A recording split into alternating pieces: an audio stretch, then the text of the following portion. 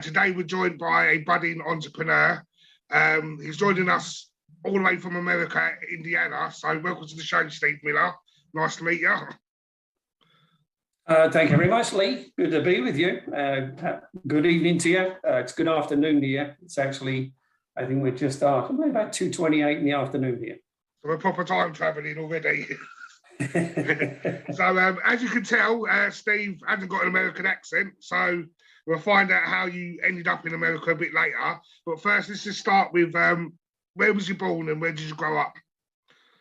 I was born in London, in Woolwich. Lived a lot of my very young life in Plumstead. Really grew up in Plumstead until I was around about 14, 15. Then I moved up to Bexley with with some of my family up there. But really until I got married in 1984, we still lived in Bexley then. So really generally around that South London, Kent area. And what was it like growing up in South London? Because you hear stories of it not being a very well-off area and stuff. Was it a fun area to grow up in? Well, I think as a kid it was, yeah. I mean, I had no problems there. I mean, I was kind of brought up in the times when kids used to go out in the street and kick a ball around. I mean, you don't see that very often now. I'm going back a few years. But no, I mean, it really wasn't. I mean, I had pretty good friends and all lived locally. I think really the only thing that really came about in my childhood was starting school, because I hated school. I really did not find school easy, and I didn't like going to school. I'm going to be honest with you.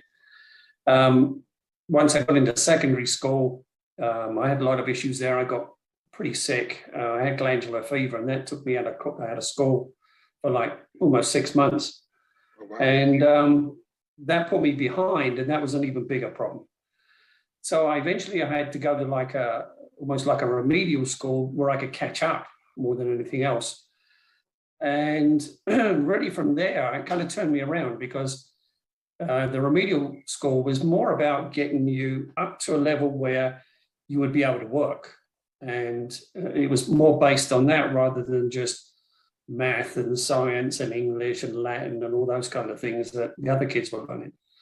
So I was lucky enough during my early years to meet a teacher by the name of Mr. Wilson, who actually gave me the opportunity of doing something kind of that he wasn't really interested in me doing. I mean, he had a woodwork class, and he said to me, "You don't like this class very much, do you?" And I said, "No, I don't. I'm not interested in woodwork at all." And he said, "Well, what are you interested in?" And I said, "Well, I'm interested in cars." So he said, "All right, well, you haven't been to my class 2 weeks running now." So he said, "If you come to class next week, we'll see what we can do." So I went the following week, expecting to do woodwork, and went in there, and he'd actually brought me in an old engine out of a car. I can't even remember what it was, but it was an old engine covered in dirt and grease. And he said, "There you go, get your hands dirty, see what you can do with that." And he brought his own tools in, gave me his tools, and said, "Hey, just do what you can, you know." And I didn't realize at the time, but he made a big impact on me in my childhood, because my future just went on from there when I look back at what I did after that. Where did the interest in cars come from originally? Like, had you always been interested, or? Somewhat. I mean, I'll be quite honest, another turning point in my life, excuse me, another turning point in my life was 2014. Sorry, I was 14 years of age. It was 1972. And I went to Brands Hatch with my sister and my sister's boyfriend at the time, and went to my first motor race meeting. And really from that day, I've been hooked on motor racing. I still am. I'm still like an ardent racing fan. So from that and the teacher's interaction with me, I kind of wanted to go with the working on cars thing. And so one of the teachers in the school where I was said, "Well, would you be interested in going to like a day release college?" And I must admit, when he told me that, I wasn't sure if he wanted me to work at the college or he wanted me to take a course. And so I eventually said yes. He wanted me to take this day release course. So I said, yeah, maybe. So I went to the college. I had to speak to the head of the college, and he said, well, yeah, we can probably fit you in. He said, I'll need to speak to your school, but we'll try and do a day release. You can come like on a, just 1 day a week, and we'll see where it goes. So really what I did there was started my apprenticeship before I even got an apprenticeship at basically an agency, a car agency. So I did my first year of a 3-year apprenticeship in college for the first year, and I passed that, no problems. Then at the end of the first year of college, because I had that first year of college already down, it was easy for me to get an apprenticeship at a Ford dealer. Wow. So I ended up taking that job, finished my apprenticeship there, started off as a full-time mechanic. And really that's where, I got to start earning money. I mean, I was earning pretty good money working there, but I still had the passion for motorsport, and that kind of already was having me, leading me away to other things. Back in, I was still in my apprenticeship, and I applied for a job with a team who were advertising for just like people to help out. It's no pay, just beer money kind of thing, or, free accommodation at racetracks and stuff like that. So I went and did that, and it was even better for me. I mean, I just loved it. So I spent weekends working for free, going back to work and, on and off. Then the gentleman... Remember the name of the team still, or has it gone? Sorry? Can you remember the name of the team still? Yeah, Racefacts Motorsport. Right. And the owner of the team eventually in 85 said to me, would you be interested in doing this full time? And I was like, my head was saying yes. I was like, yes. But I was thinking, well, I'm really not sure what this is going to end up looking like. Well, eventually I bit the bullet and I said yes. So 86, I started full time as a race mechanic. Had some fantastic times. I mean, I can tell you now, there's nothing like doing a job that you love and being paid money for it. I mean, there's nothing like it. And I would say to anybody who, is just setting out, maybe late school leaver or something like that, is look for a job that you really love and aspire to get there, because it's really worthwhile. I mean, I ended up taking that job in 1990. I went and with the team that I was, we went to Monaco. We raced in Monaco, raced in France. We did a lot of traveling. I was able to see different parts of the world. Then in 1990, I got an opportunity to go to Mexico, and the contract that I went out there for and lived there for 6 months. I mean, it was a very, very hard work, but fascinating as well, living in a different culture. And so you don't like the racing drivers, you see them living the high life and parties, and is that for the whole team, or are you guys sort of behind the scenes, like cleaning out the garage every day and stuff like that? Yeah, somewhat like that. No, I can tell you, when I first went to Mexico, I lived with a driver that I knew from England. In fact, he was one of the people that introduced me to the people who were trying to invite me to Mexico.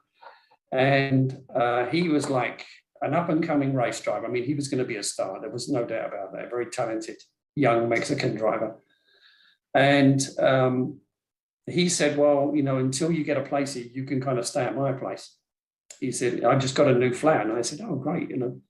So we went to his new flat, and all he had in his new flat was a mattress on the floor, a bike that was hanging in the hall, and a sofa. That's all he had. Wow. So if you call that the high life, then yeah, he was living the high life.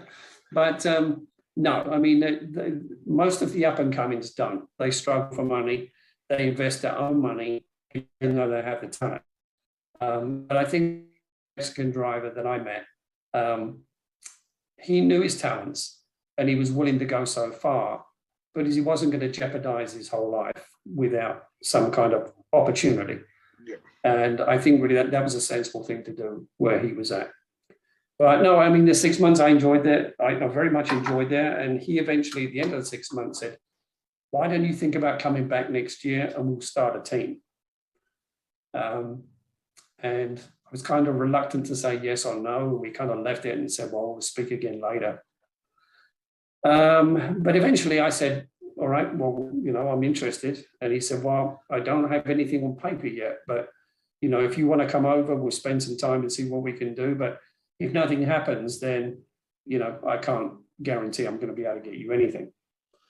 And it kind of went from there. I went over. He really didn't find any work and said, I can't guarantee you any work here with me. He said, I know some other teams that may be interested in taking you on because I had the experience with the cars then. And eventually I moved to another team. But I think really just to keep the story fairly short, I eventually stayed in Mexico for 8 years, stayed there through till 2000. The year 2000, and then because we were so successful in Mexico, we took the whole Mexican team and brought them up here to the States and started racing here in the States. And how did you find living in Mexico, like culture-wise? Because obviously different language, like different weather from England and stuff like that. How did you adapt to that side of things? I think you have to, Lee. I mean, it's one of those things where, you know, we were kind of left. There was me and 3 other guys who went there. I didn't know these guys. They were just other guys from another area. But they were similar to me. They were mechanics. And that's really what they wanted at the time. And we kind of banded together and, you know, we did things together. But it was hard work. I mean, you know, living with 4 guys for 6 months is not an easy thing. But, you know, you kind of pick up the language here and there. We met some local people who spoke English as well, so you know it helped. But all in all, it was just a different experience. The actual culture is an easier way of life. I'm going to be honest. Like, I mean, I lived in London, I worked in London, and went to Mexico, where everything's just so laid back. I mean, everybody's no rush, or you know, there's nothing. I mean, and really, that's one of the problems with the racing world is everything's a rat mad rush. Yeah. And going to Mexico, everyone's saying, "Oh, we'll do that tomorrow. We'll do that next week." And I'm like, you can't let this go out. But I don't know. The culture really appealed to me in the sense that it was much more social. I mean, people were interested about you and they wanted to know about you. And it was interesting to find out about them as well. I mean, a lot of the kids there don't have a lot of ambition, and they were coming along and seeing maybe this was another route for them. I mean, you know, people didn't know a lot about race cars there, and they were at the front door of finding out something new that they could maybe put their careers to. So it was an interesting time, and I thoroughly enjoyed it. I mean, funnily enough, I got a call from one of my Mexican friends yesterday asking me to go back to San Antonio to help them out at one of the racetracks down there. So I may be doing that in July. We'll see. Oh, wow. That'd be interesting. So even though it's so far on, you're still quite all in contact with each other and stuff like that. Yeah. So you said that's another good thing. That's another good thing with Mexican people is I've still got very good Mexican friends, and we always stay in touch, and you know we banter and you know argue and all that kinds of stuff. But I still have very good friends. Very good. So you said you headed to the States with the guy from Mexico. So what happened once you got to America? What was the next step? Well, obviously the competition was much more difficult. I mean, the teams in America are well established, full of knowledgeable people, better, you know, good drivers. So it was an uphill. I mean, we knew that, and we were kind of outsiders. But a lot of the teams were kind of, well, you know, that's really good that you're doing this, and you know, for the reasons you're doing it. And so we kind of fitted in very quickly. And really, it wasn't very long before we started winning races there as well. We were running what's called Indy Lights, which is the under series for IndyCar. Right, okay. Very powerful cars, which was different for us. But I think really it was just us doing our natural thing. I mean, there wasn't really anything different. We just set about it in the same way, working hard, and results came. We had some good drivers. We had an Irishman by the name of Derek Higgins. He raced a lot in the UK. And we had a couple of the best Mexican drivers as well. But we ran probably 4 or 5 races in 3 years, and nobody expected that. That was a big up for us, I think, as a team, that we could fit in very quickly, do the job that those guys have been doing for years, and still get results out of what we had. And what's the environment like? Because it's very competitive on race days and stuff like that. But amongst you guys work for each other, is it after race day all gets left behind, or is there a bit of jealousy amongst, if there's a successful team and you're not doing so well? Is it a good environment to be in, or is it a watch your back environment? No, I don't think it's like that. There's never any animosity. I think really there was more animosity in Mexico, because any Latino is very passionate about their motorsport, and for that reason, there was some, I wouldn't say animosity. It's more like they're very, very competitive, and if they can get an advantage anywhere, they're going to do it. Right. But because I mostly worked for a team that was in the south of Mexico, there was another team that was very competitive on the north. Right. So you can kind of imagine that, like England versus Scotland kind of thing, very similar to that. But in America, no. They're very much, I think really the larger teams now, like in Mexico, in America, you see a lot of movement within the teams. It becomes a bit like a circus. Like, you'll see one guy is outside selling programs, and then he's also a clown inside, and he's also on the trapeze half an hour later, Yeah. You kind of do a bit in different places. And you see a lot of that movement within the teams. I mean, one year they'll be working for one team, the next year they're over here working on this team. And a lot of teams do it in that kind of way, is that they'll, leave their team, they'll have a year contract. You leave that team, you'll either recontract with the same team, or you'll get picked up by another. And that just depends on how each team's budget is. Maybe they have to scale back and let a few people go, keep a good few people on. Another team may have a huge budget and say, all right, we want a few more people on board. So it just plays out. And you see a lot of people just kind of moving around the same circus. And on race day, what's one of the craziest things you've seen on a race day? Boy, I think I've seen it all. I can tell you about one particular race we had, not necessarily on race day, but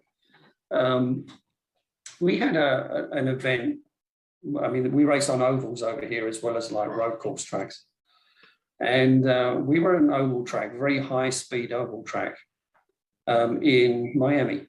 And we'd qualified first and second, which is kind of amazing for us. I mean, it's amazing to get any kind of first and second in any race in America. But anyway, we qualified first and second. And on the day of the race, you have like a half-hour warm-up, which is really just kind of getting your feet wet before the race, making sure the car's okay. Yeah. And some teams will go out and just do maybe 2 or 3 laps just to make sure the car's all right, and then they'll just wait for the race. But one of the drivers, the guy who was on pole position, went out there and crashed the car. Oh, no. Now, when you crash on an oval, yeah, you're not going to repair it before the race. There's no way that's going to happen.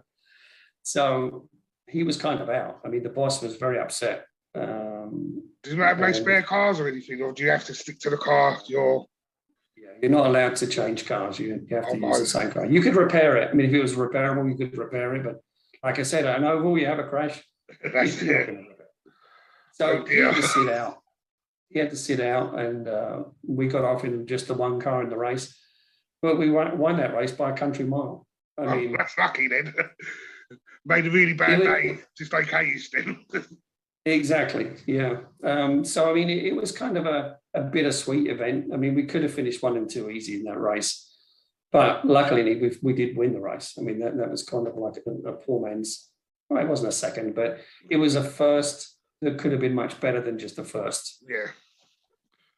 And, but no, I mean, I think, I don't think really race day should be the easiest day of all, because everything should be ready for race day.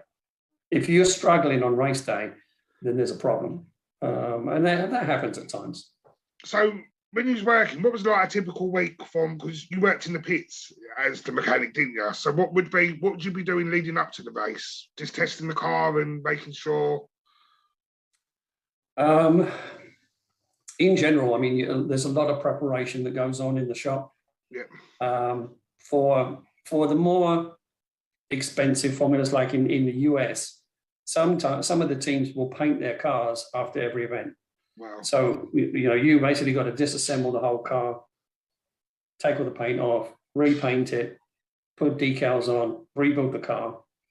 And, that happens at certain events, but it really depends on the gaps between the races, because you can't do that sometimes if you have like, a race every week for 3 weeks or something like that. You have to kind of put that to one side. So it really depends on how the events come along. And also if you're supporting an event, like if you're supporting an IndyCar race, times are very restrictive there. So quite often, they'll say, all right, you've got to practice on Thursday and Friday. And then because of something that happens in IndyCar, you miss a practice. Right. So you're forever changing around. And I think really it's just about getting to the track with the least amount of work to do. So making sure, everything's, all your spares are ready, making sure everything's laid out on your truck ready in case you have an accident. It's all about being ready for any event that happens that could delay you or create a problem for you. You just have to be ready for anything. And would you be involved in the strategy meetings of how the race will go along, and who gets the final decision on the tactics used by the team? Strategy is a good point. There's a lot of strategy that goes on. It's, in the IndyCar type, Indy Lights, I mean, they're generally sprint races. I mean, you're not refueling or anything like that. But when you get to like long distance races, which I also did, I did Le Mans, 24-hour race. I've done 12 hours, 9-hour races. Wow. In those kind of races, strategy is very, very important, very important. Again, you've got to have the background of knowing, like, if you have a problem, everybody knows what to do when you have that problem. But I think the strategy is really down to, one, the engineer. I mean, the engineer's kind of directing which way the car goes as far as how it's set up, how it's functioning, and the driver, because the driver also has a part to play. Some drivers tire very easily in long distance races. Yeah. Some of them can drive forever. So you're going to have driver swaps, that kind of thing. And it's when you do those. So there's a lot of aspects that you have to go in, and that's generally worked out between the engineer and the drivers, because whatever they say is going to go at the end of the day, and everything else follows on from that. I would be involved in those things, not necessarily to make decisions, but I need to know where that ends up so that I could pass that information down the line to mechanics, crew, tire crew, and that kind of thing. So, I was involved, but not necessarily making any decisions there. Okay, so it all comes to an end for you in was it 2009? Yeah, 2009, yeah. Yeah, so what happened? How did it finish up? Was it to do with the recession, wasn't it? Or it was, yeah, in a grand part. 2008, there was a huge recession. A lot of the finances went away from the companies who were doing sponsorship at the time. We were lucky enough to have a very good sponsor. It was a company called Lowe's. I don't know if do you have Lowe's over there? Lowe's? No, but we have heard of Lowe's. I don't think we have any Lowe's stores or. Yeah, the stores, they're basically hardware stores. They I sell think stuff. B&Q's our version. Exactly. Yeah, that's it, B&Q. Yeah. But they were a very good company. Worked very closely with them. And they really had a good relationship with the driver, the Mexican driver, because he was doing some of their commercials in Mexico. They were opening stores in Mexico, so they really wanted him to continue. But they really had some limitations. They said, well, we'll sponsor you in 2009 and onwards, but we want to do IndyCar. And Adrian, the Mexican driver, said, I've done IndyCar, I'm not going back there. And it's a great decision. Yeah, it was. I mean, and he, like I said from the beginning, he's always been that way. You know, he was going to do his career. He knew his talents. He knew what he could do. But he wasn't willing at his age, married with children, to go and risk doing something like that. And he said, you know what, you know, if you're not interested in doing something else, then, you know, I'm just going to shut the doors. And really, that's what it came down to. There wasn't finance coming from anywhere else. And Adrian said, well, if I can't do it right, I'm not going to do it on half the money. So I'm just going to shut up shop. And that's really the way it ended. It wasn't such a sudden thing. I mean, he didn't just turn up one day and say, all right, you're all out the door. He told us all probably 6 months in advance. And he said, I'm telling you now because this is going to happen. And I want you all to be aware so that you can find, you know, other avenues. And everybody knew that. To be quite honest, there weren't a lot of jobs around because our team wasn't the only one that was struggling in that field. And most teams that remained did cut back on their staff, so had no reason to put other staff in. Some of our other mechanics, that kind of thing, went to other teams because they'd had so much, they were experienced guys, they were taken on by other teams. But with like the upper levels of management, nobody wanted that, they already had it. Yeah.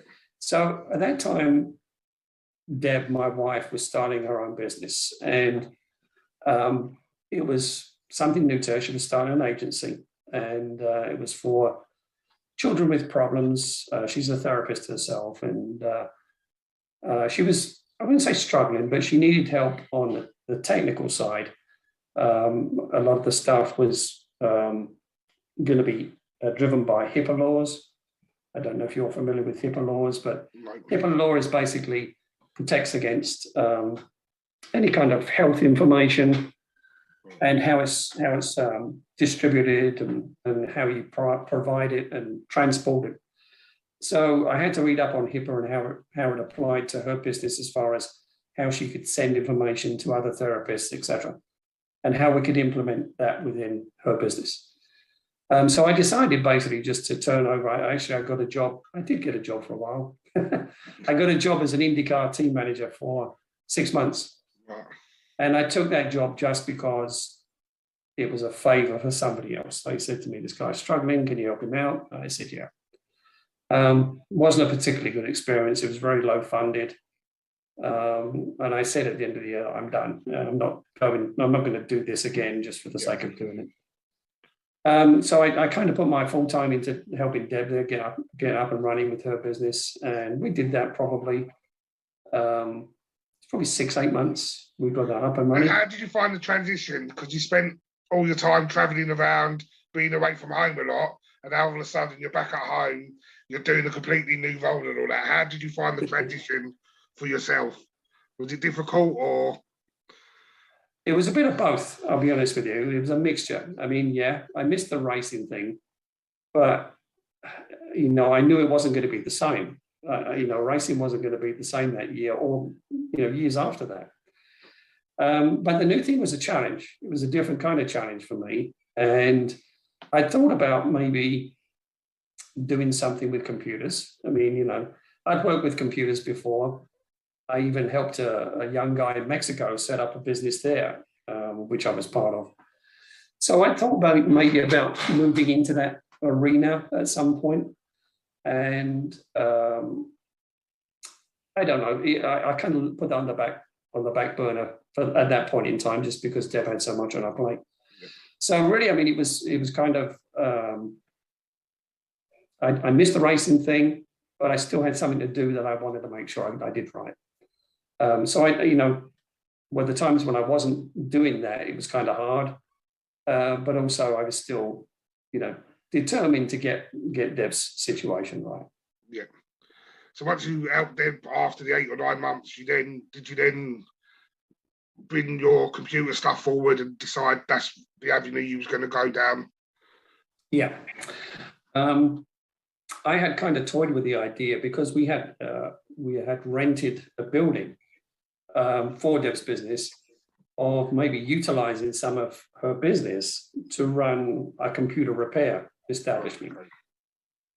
And I'd spoken to Deb, and Deb said to me, "Well, speak to the owner and just see, you know, if he would be able to help you in that." And I said, "I can't do that.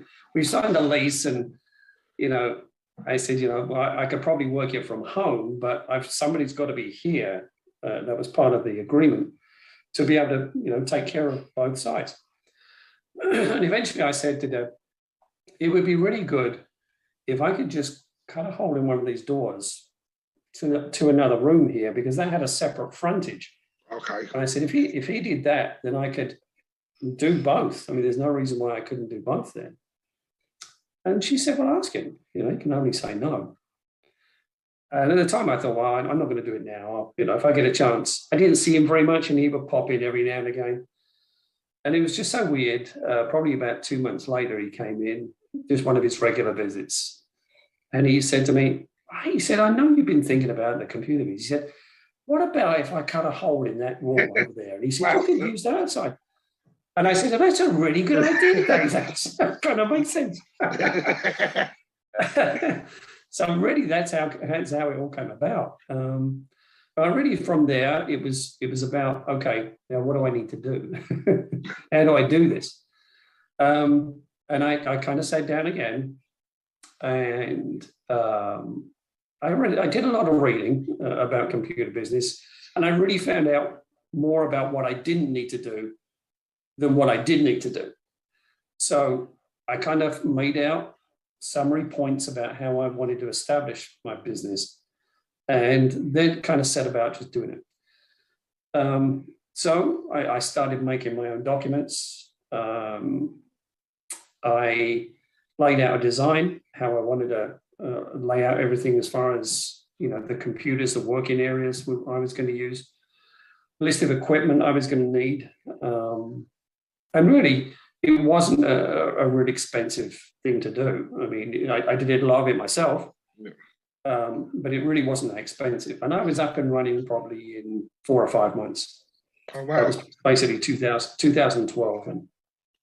And you're still there now at the same place? Still there now at the same place, yeah. What's the name of your computer shop? I know our listeners in England won't be able to access you, but you're the one... Well, they can check out my website. Yeah. They can sure check out my website. That's not a problem. We'll put a link in the bottom. The website is www.franklinpchelp.com.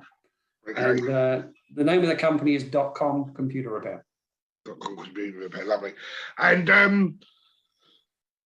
how more difficult is it to run in your own business? Because working with a team and all that, you've still got someone above you to make the final say so, and now you've got to work that all out on your own. What's the daily struggles and the difficulties? I think just the quantity of work. I don't think there's anything too difficult because you're the end voice, right? I mean, you are the boss. So there's nothing too difficult as far as decisions goes. You make some difficult decisions, but you make them. So, you know, it's not like you have a boss and you say, oh God, we're going to deal with that. You know, it's like you're your own boss. I think the thing is just the volume of work that you have to do. I mean, I have to do all my own invoicing. I have to pay all my own taxes. I have to negotiate with people. I have to negotiate people who sell me goods. There's just a lot that goes on. And I also have to do the work. I mean, that's the other part of it. So there's a lot on your plate. But again, it comes down to if you enjoy your job, if you really enjoy being your own business person and an entrepreneur, you don't miss a day because it's just so enjoyable. And I think that's what keeps me going. Okay, I also know you do a lot of work to help out the local community. How did that all come about, and what do you do? Well, I mean, I'll be honest with you. It's probably 2017, 2018, Deb's cousin, who lives very close to us, goes to a local church, and they'd been talking to Deb about going along to the church. Deb had been a Lutheran, her family was Lutheran, and she went to Lutheran church. I went with her a couple of times, but I'll be honest with you, religion didn't really interest me at all. Okay, I'm going to ask that next. Yeah, and being quite honest, then Deb said to me, "Hey, we've been invited by Todd and Dee. Would you come along?" And I said, "All right, I'll go along." And I think that day changed my life. I'm going to be honest with you. It was kind of strange because I had an interest in religion, but I never knew enough. I didn't really know what it was about, what was required. I mean, I had no idea back in, and I'm talking about just a few years ago, right? I'm 60 odd years. But it was such an interest then that got sparked in me that I couldn't stop going. I mean, I said, I've got to go back next week. And it really became part of my life, and it changed me as a person. So would you say you're religious now, or are you spiritual? What would you class? I'm still a learner. I mean, that's a good way. Yeah, I mean, you understand the basics, and I'm not going to go into that right here and now, but I think really what religion means to me is a different way of life. I mean, it means, in very simple terms, we're on this earth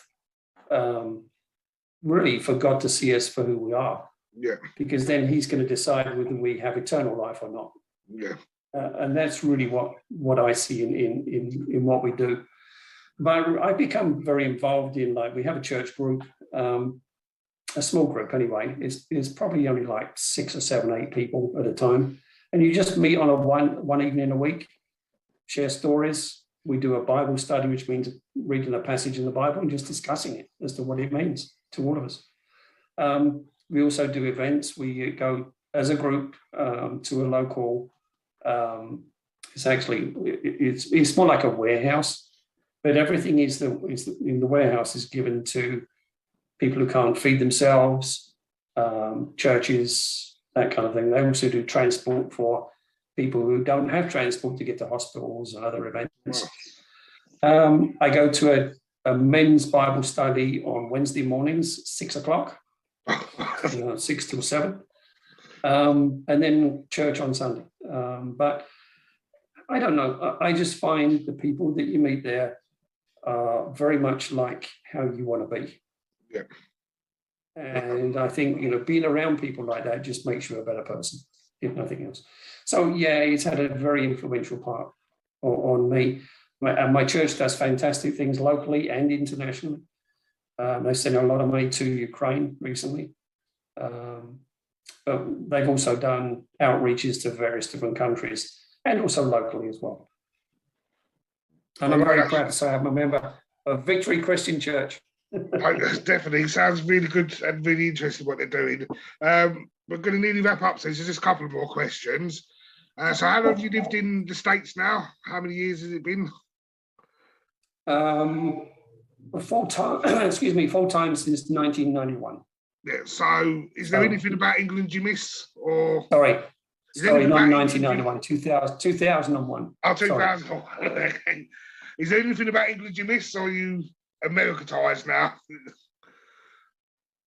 I miss a lot of things about England at different times of the year. I'm going to be honest with you. I mean, I don't miss sleeping at nights in England because there's no air conditioning. That's one thing I hate. But there are things. I miss some of the foods. I miss seeing my family. That's a real big one for me. Yeah. And because of COVID, that's been even more difficult. But Deb and I are looking at our calendars and seeing where we can fit in time to get over there and meet up with some family again. I don't know. I think really I am kind of Americanized. The older I get, I guess, it's more about I'm not really interested in traveling too much unless it's somewhere I really want to go. Yeah. But also, I mean, I still feel an attraction to going back to England and doing things over there. Like, I still love England. I'm still English. Yeah. Football fan then? No, football fanatic. Football fanatic. And who are we supporting? Arsenal, of course. London. North London. North London. Okay, last question. This is a question I ask everyone. So, what would you now tell you at the age of 13, but what you say will not change the outcourse of your life journey, so everything would stay the same, but what would you say to yourself back when you got 13 years old? If you had 30 seconds with yourself. When I was 13 years old, I mean, being quite honest, if I was 13 years old, I probably would have said, go with what you know. I mean, don't try and do something that you're not confident in doing, because you just won't get there. I would say go with your heart. If you have the opportunity to do something you really enjoy doing, do it. I mean, from my career point, at the age of 13, all I wanted was motor racing. And I knew then I wanted to pass my driving test so that I could go to Brands Hatch every weekend. That was my ambition at 13. And luckily enough, I look back on that, and that's where I still am today. I mean, you know, I'd still love to go to motor races. I still watch every motor race on TV, and it's still part of my life. But I think really what motor racing did for me at that very young age was give me a future for the rest of my life. I mean, really, it's given me opportunities all over the world. And as I said, I'm still going to be contacting motorsport probably in July by meeting my old boss and my racing team over there. So I just say go with what you know and go with what you feel in your heart is best for you. Well, that would have been good advice. Well, Steve, it's been a pleasure. Thanks for joining us on the Identity podcast. And if you ever do, if you ever do pop over to England, maybe we could do this live and in person next time. I would love to do it. Right, lovely. Take care. Speak to you soon. Thank you, Lee. Take care, buddy.